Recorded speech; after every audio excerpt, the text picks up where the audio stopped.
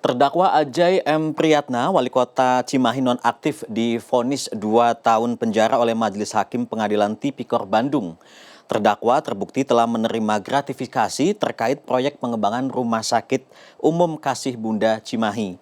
Sementara PLT Bupati Bandung Barat Hengki Kurniawan menjadi saksi dalam sidang perkara korupsi Bansos COVID-19 dengan terdakwa AA Umbara, Bupati Bandung Barat nonaktif. Dalam sidang tersebut, saksi mengaku tidak pernah dilibatkan dalam satuan tugas penanganan COVID-19, termasuk dalam program maupun pembahasan anggaran bantuan COVID-19.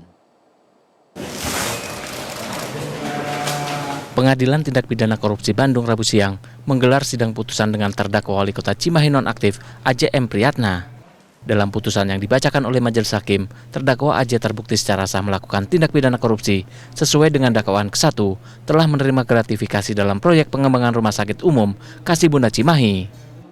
Terdakwa divonis 2 tahun penjara, denda 100 juta subsidi 3 bulan kurungan, dan diharuskan membayar biaya pengganti sebesar 1,5 miliar rupiah.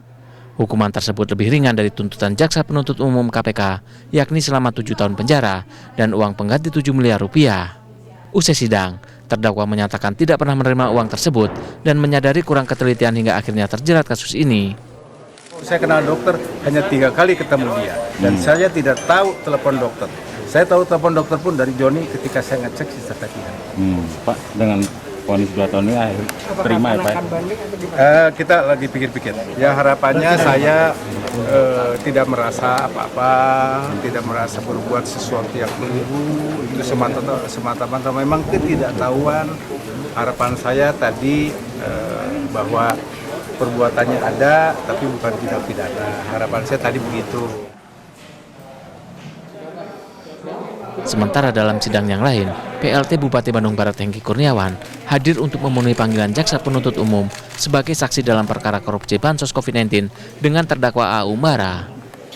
Di hadapan Majelis Hakim, Hengki menjawab pertanyaan seputar tugasnya sebagai pejabat di Bandung Barat.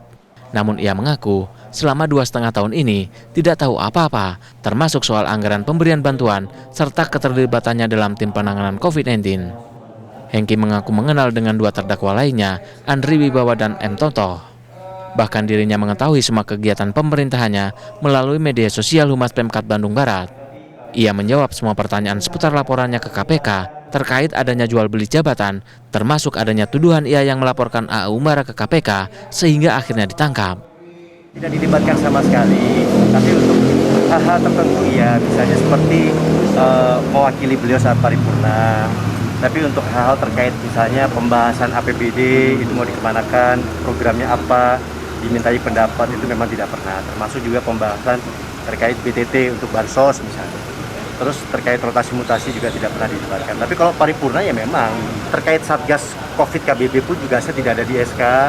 Kemudian tidak pernah rapat dengan kalau tidak salah waktu itu mungkin pansus ya dari DPR membahas tentang Covid. Kemudian rapat dengan Satgas Covid di KBB tidak pernah gitu. Jadi tidak pernah membahas soal Covid sama sekali dan Bansos gitu. Sampai hari ini pun mulai dari proses penyelidikan sampai ke penyidikan tidak ada komunikasi saya dengan baik itu petinggi KPK, baik itu penyidik KPK, tidak ada. Dan saya meyakini bahwa KPK profesional. Kalau dibilang kena, saya sampaikan tadi apa adanya, saya kena. Kasus korupsi Bansos COVID-19 ini menyeret Bupati Bandung Barat nonaktif AA Umbara, Andri Wibawa serta M. Toto sebagai penyedia ribuan paket sembako untuk warga terdampak COVID-19.